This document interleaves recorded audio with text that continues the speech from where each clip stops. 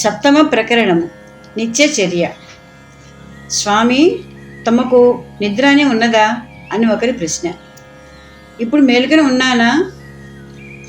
ఆహా, లేకున్నా ఎట్లు మాట్లాడదురు? మేలుకొన్నవాడు నిద్ర నుండి కదా మేలుకొనను మహర్షి బదులు. 3 అవస్థలు దాటిన వారికి మరల ఈ సుషుప్తాదులు ఎట్లు అని సంశయము. ఉపాధిగా నిద్రించుచున్నది, మేలుకొంచున్నది. సాక్షి మాత్రముగా ఎప్పుడునూ తాను ఉన్నానని బదులు. అట్లే స్వామి ఇన్ని కర్మలు చేయుచున్నారు, కానీ దేన్ని చేయట్లేదు అందరూ. ఎట్లు సాధ్యమని వెంకటేశ్వర శర్మ అడిగాను. చెప్పినను తెలుసుకోగలవా? ఆలోచింపండి స్వామి. అహంకారం లీనమైన క్రియకు సంకల్పితుడకు కర్త ఉండునా? కార్యము ఇతరుల కదా తోచుచున్నది. ఈ ఉదంతములో మనస్సును ఎడుకొనియే నిత్యచర్య గ్రహింపవలెను. ఈ సన్నిధి ఎందు జరుగు క్రియల వర్ణించుడియే కానీ ఈ ప్రకరణమున వేరని ఉద్దేశము లేదు. ఆశ్రయము ఇంత పెద్దది కాకమునపు స్వామి చేయి పడక ఏ కార్యమును జరగటలేదు. అప్పుడు 2:30-3 గంటలకు లేచి శౌచక్రియలు తీర్చుకొని స్వామి శిష్యులతో కూడి కూరలు తరుగుదురు. ఉపహారమును సిద్ధము చేయుదురు. 1-2 ఏళ్ల కిందటి వరకు ఇడ్డెన్లలో అంచుకుని వ్యంజనము తయారు చేయుచుండ్రి. కాయకష్టము చేయుట గౌరవహీనము కాదని ఉపదేశము. అల్పమును వ్యర్థము చేయక పాకక్రియ ఇతరులకు నేర్పుడొకటి. పాకక్రియ నేర్వకున్న చదివినవాడే కాడని స్వామి అన్నారు. ఇప్పుడు 5 గంటలకు స్వామి ఉన్న హాల్ తలుపులు తెరువబడును. ఎల్లరూ ఆశ్రమవాసకులు, ఆగంతకులు, పాలి, అగ్ని, అగస్త్య తీర్థములకు స్నానార్థం వచ్చువారు, గిరి ప్రదర్శనం ఏగువారు లోనిపోయి సాష్టాంగం మెరుగుదురు. వైదికులు తైత్తరీయోపనిషదాదులు పారాయణం చేదురు. కొందరు ధ్యానంలో కూర్చుందురు. కొందరు మురుగునాలుకృత ప్రభాత గీతాడి పాడుదురు. ధనుర్మాసమున ఆండాలు రచించిన పల్లాండు తిరుపావే పాట హృదయంగముగా ఉండను.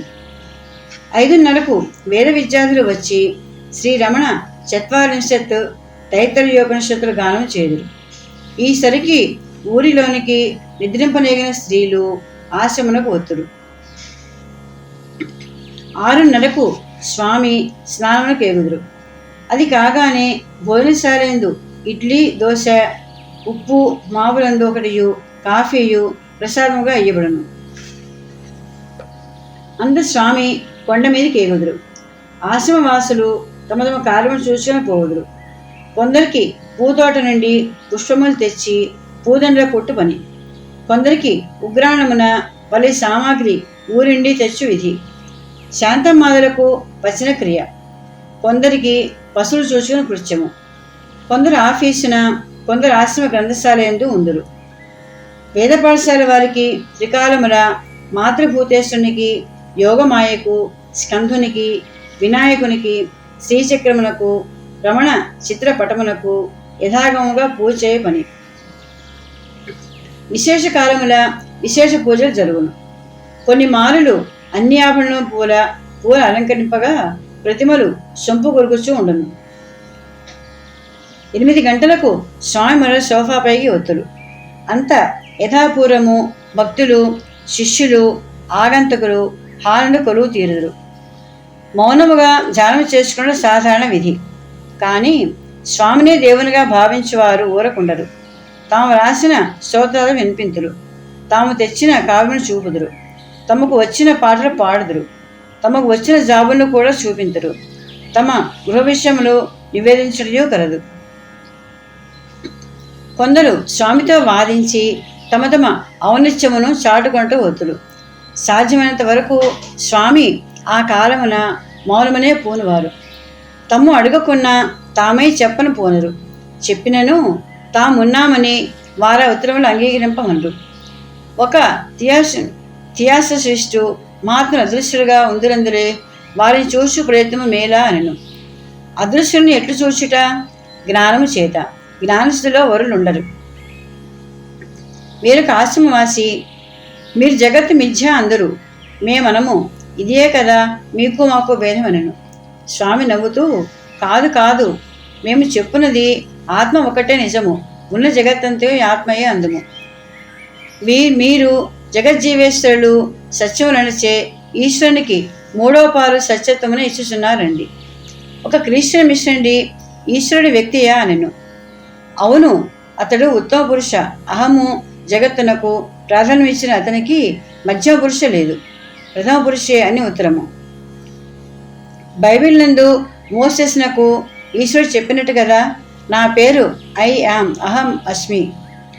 ఉదార బుద్ధులు కానీ ఇతరులు ఔచిత్యమని మీరుటే గలదు. స్వామి, ఈ ఊరిలో వాటర్ వర్క్స్లో ఇంజను ఎలక్ట్రిక్ ఇంజనా, స్టీమ్ ఇంజనా? కాకరే బసడి స్వామి చేతోచినట్టు చేదురే ఎట్లు? ఇట్టి ప్రశ్నలు. ఒక మొదలి తాను కనరకం పెట్టిన వేసేచే స్వామి ఏట వృథాభినయం చేయించాను. స్వామి ఆ మాంసపురువులు కప్పిన కంకాలను రక్షింపకుండిరి. సత్యముగా స్వామి సేవయని గీతాలకి సేవను చేయు విద్వాంసులు ఎందరో. ఉపాసకుడికి వ్యర్థ ఘోష. వారు వచ్చినది స్వామి దగ్గర ఆత్మవిచార ధ్యానాలు సులభములని. స్వామి మౌనస్థితి ఉన్నప్పుడు వారి సాన్నిధ్యం మహిమలే ఉపాసకులకు పంచు వాయువేగం నిర్ధమై ధ్యానాదులు సుసాధ్యమై అంతర్ముఖ దృష్టి లబ్ధమగును. కావున వారి ప్రశ్నాధికములు ఉండకూడదనియే వాంఛింతురు.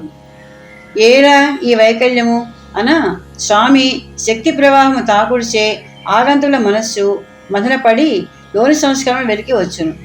సంస్కారములు త్రిగుణాత్మకులు కదా, తదనుసారము వారి వారి శ్రేష్ఠను. కొందరు రమణవామయ దృష్టి కార్యమగ్నులే ఉందరు. వారికి స్వామి సహాయమే చేయును. మునుపు సాపు వ్రాయుటకు ప్రూహు చూచుడియు వారే చేయుచుండేది. వారి అక్రములకు ముద్రిదాశ్రములకు భేదం ఉండదు. బైండింగ్ కూడా స్వామి ఉనర్తులు. చేతి కర్రలు పాముకోళ్ళు తయారు చేయువారు. స్వామికి కొబ్బరి పెంకుతో చెంబులు, కమండలములు, గరిటెలు ఉన్నవి పండి స్వామి చేయ నేర్పును. స్వామి చేసిన దాన్ని భద్రముగా కాపాడుచున్నారు. స్వామి ఏమి చేసినను సర్వోత్తముగా నిర్దోషముగా ఉండను. భక్తులేడ స్వామి చూపు కరుణ సమోహకము. గణపతులు బాలకేపి జడ గోపకేసి నా పండితేపి పద సంస్థితేపి వా పక్షపాతరహితం సమేక్షణం అని స్వామిని వర్ణించినారు. సమేశ్వరుడు అన్నట్టు చాలదు. దీనినందు స్వామి ఆదరము వర్ణాతీతము. వచ్చువాడు ఎంత తక్కువ స్థితి ఎందున్నా స్వామికి వాని ఎంతో ఎక్కువ ఆదరము. పండితుల కొసగు మందహాసముల కన్నా చిన్న బిడ్డల కొసగు మందహాసం మొదలతరము. విఘ్నుల కొసగు ఉత్తరముల కన్నా అగ్నికిచ్చు భాషణలు ఎంతో తేటలుగా ఉండను. ధనికునికిచ్చు ఆదరము కన్నా పేదకిచ్చు ప్రేమ చేతోహారిగా ఉండను. దక్షిణామూర్తి మంటపమున ఉండు ఒక భంగుభాయి ఒక ఉత్సవదిమున ఎవరినూ లక్ష్యంపలేదు కాబోలు. మధ్యాహ్నం 3 గంటలకు హాల్లోని వచ్చి ఈ గేటు కీపరకు నీవు అన్నం పెట్టకపోయినా ఎట్లనెను. కన్నీరు తెచ్చి కంఠస్వరముతో, ఏరా మాధవ, పోయి పెట్టింపుము, మన గేటు కీపర్ సంగతి మనం చూడకపోయినా ఎట్లండి. ప్రాత శిష్యులకు భగవాన్ తత్వం ఎరిగిన వారికి స్వామి ఎటుబడుకు జంకుడేమో కానీ నూతనాగతులకు ఎప్పుడునూ మందహాసములే, ప్రేమ కటాక్షములే స్వాగతం మొసగొచ్చుండను. కష్టం ఎరుగని వాని చూచి విధము వేరు, దీని చూచి విధము వేరు. శరణాగ దైన్యమును చూచి స్వామి కన్నీరు కార్చడియు చూచి ఉన్నారు. మనుజుడు వారి పాదములైనా తాకరాదు కానీ ఉడుతలకు పావురములకు వారి వెంక భాగ్యమే. గోవులకును కుక్కలకును వారి కరమున హస్తమస్య సంయోగప్రాప్తి కలదు. పండితుల పుస్తకములు తిలకించు తత్పరత కన్నా చిన్న బిడ్డలు తెచ్చు బొమ్మల పుస్తకములు, పండ్లు, పెప్పర్మెంట్లు ఎక్కువ ఆదరముతో పుచ్చుకొందరు. 9 అగునప్పటికీ మౌని తపాలా తీసుకొని వచ్చును. దాన్ని చూచుడెందు 1 గంట అగును. మరల యథాపూర్వము 11 గంటలకు మధ్యాహ్న భోజనము. తరువాత స్వామినెవరను 2 గంటల వరకు చూడగలదు. ఆలోగా స్వామి పత్రికలు చూచుటయో విశ్రాంతి కొనటయో జరుగును. అప్పటికి వలసిన వారికి కాఫీ ఇద్దురు. మరల యథాపూర్వము హానందు కొరువు. మెరమెచ్చుల దాతలు, వక్తలు, పండితుల గోలాగాక భక్తుల గీతగోష్ఠి, వేదాంత గ్రంథ చర్చ మొదలనే ఉన్నవి. సంగీతం జరుగునప్పుడు స్వామి ఉదాసీనులుగా ఉండడం అద్భుతము. ఎట్లు సాధ్యమైందని అడుగగా స్వరముల దృష్టి ఉంపక శృతి మీదనే గురి ఉంచిన మనసు రాగాధీనమగునా? అట్లే అహమున మనస్సు లగ్నం చేసిన విషయములు ఆకర్షింపవని ఉపదేశము. తర్వాత తపాలు. సాయంకాలము 4:30కు స్వామి కొండ మీదే పోదు. దేశముల నుండి వచ్చి జాబులకు మౌనిగారే జవాబు రాయుదురు. కానీ స్వామి ప్రత్యుతులు అన్నింటినీ తిరకింతురు, పొరపాట్లను సవరింతురు. సాయంకాలం 5:30కు ధ్యాన సమయము. శిష్యులు కాంక్షించినది వర్షము లేకున్నా స్వామి బయటి వసారాల్లో కూర్చుందరు. చుట్టుపట్ల విశ్రాంతి ఏర్పడను.